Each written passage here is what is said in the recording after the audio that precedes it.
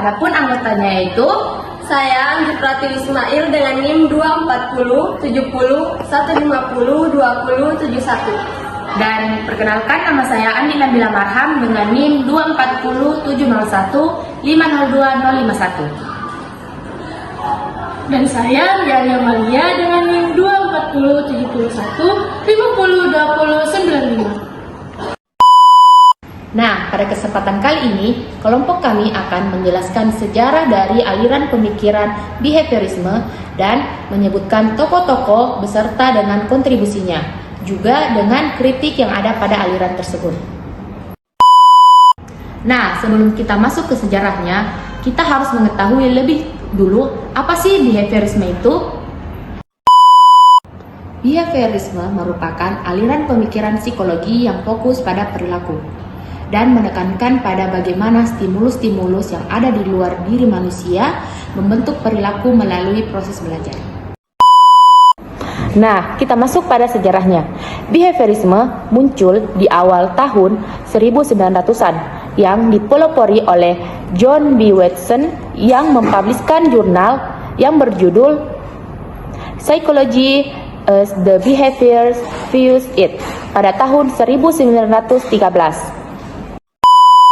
Nah, selanjutnya ada 3 tahap perkembangan behaviorisme. Yang pertama yaitu behaviorisme radikal, yang kedua yaitu neo-behaviorisme, dan yang ketiga yaitu sosio-behaviorisme. Nah, untuk yang pertama behaviorisme radikal merupakan tahapan awal terbentuknya behaviorisme sampai dengan tahun 1930-an.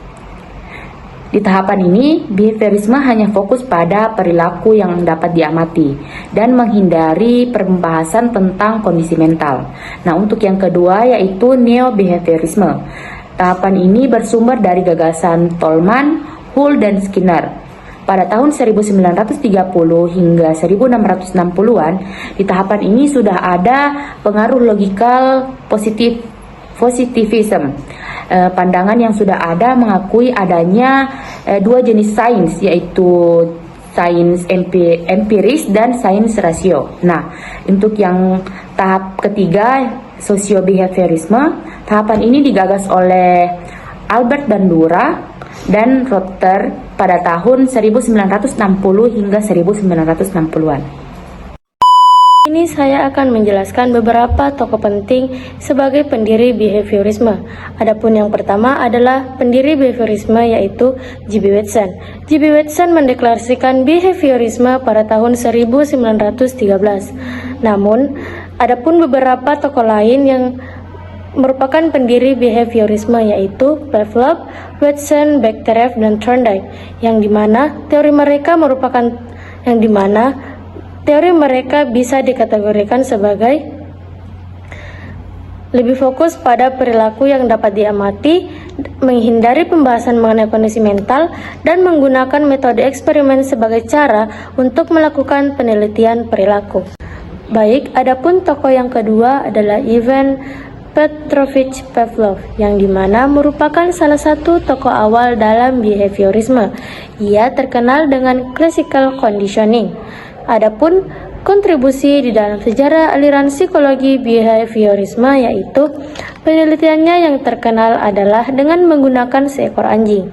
Di sini, Pavlov ingin membuktikan bahwa ada yang disebut dengan conditioned reflex. Menurut Pavlov, semua perilaku adalah refleks yang disebabkan oleh stimulus tertentu. Adapun tokoh yang ketiga yaitu John Bradus Watson, yang dimana John Bradus Watson adalah tokoh penting dalam sejarah psikologi, terutama sebagai pelopor aliran behaviorisme. Pada awal abad ke-20, Watson memperkenalkan pendekatan yang menekankan studi perilaku yang dapat diamati secara objektif daripada fokus pada proses mental yang bersifat subjektif. Dalam pandangannya, perilaku manusia dan hewan bisa dijelaskan melalui stimulus respon, serta dipengaruhi oleh lingkungan dan pembelajaran. Melalui eksperimen terkenal seperti Little Albert, Watson menunjukkan bahwa emosi dan respon bisa dikondisikan. Kontribusinya mengubah arah psikologi modern dan menekankan pentingnya metode ilmiah dalam memahami perilaku manusia. Adapun tokoh yang keempat yaitu Edward Lee Thorndike. Edward Lee Thorndike adalah tokoh penting dalam perkembangan psikologi behaviorisme, terutama melalui teorinya tentang hukum efek atau law of effect. Melalui eksperimen pada hewan seperti kucing dalam puzzle box, Thorndike menunjukkan bahwa perilaku yang diikuti oleh hasil yang menyenangkan cenderung berulang, sedangkan perilaku yang diikuti oleh hasil yang tidak menyenangkan cenderung hilang. Teori ini menjadi dasar bagi pemahaman tentang pembelajaran dan pengondisian. Kontribusi Thorndike membantu membentuk landasan behaviorisme dengan fokus pada hubungan antara tindakan dan konsekuensinya, serta memberikan pengaruh besar pada teori pembelajaran dan pendidikan. Adapun tokoh yang kelima atau yang terakhir adalah Vladimir M. Bekhterev. Adalah seorang ahli psikolog Rusia yang turut berperan dalam perkembangan awal behaviorisme. Ia menekankan pentingnya pendekatan objektif dalam memahami perilaku manusia, terutama melalui studi refleks dan sistem saraf. Bekhterev mengembangkan konsep-konsep refleks kolektif untuk menjelaskan perilaku sosial dan interaksi kelompok, serta berpendapat bahwa perilaku bisa dijelaskan melalui hubungan stimulus-respon tanpa perlu merujuk pada kesadaran atau proses mental internal. Pemikirannya berkontribusi pada pengembangan behaviorisme dengan menekankan pentingnya pengaruh fisiologi dan lingkungan dalam membentuk perilaku manusia. Nah, selanjutnya di sini saya akan menjelaskan kritik pada behaviorisme. Meskipun behaviorisme memiliki banyak kontribusi pada psikologi, namun tetap memiliki kritik. Salah satu kritik utamanya yaitu pengabaian terhadap proses mental dan emosi pada diri individu. Tokohnya seperti B.F. Skinner menekankan pada penguatan dan hukuman yang mengabaikan konteks sosial dan budaya yang mempengaruhi perilaku pada diri individu.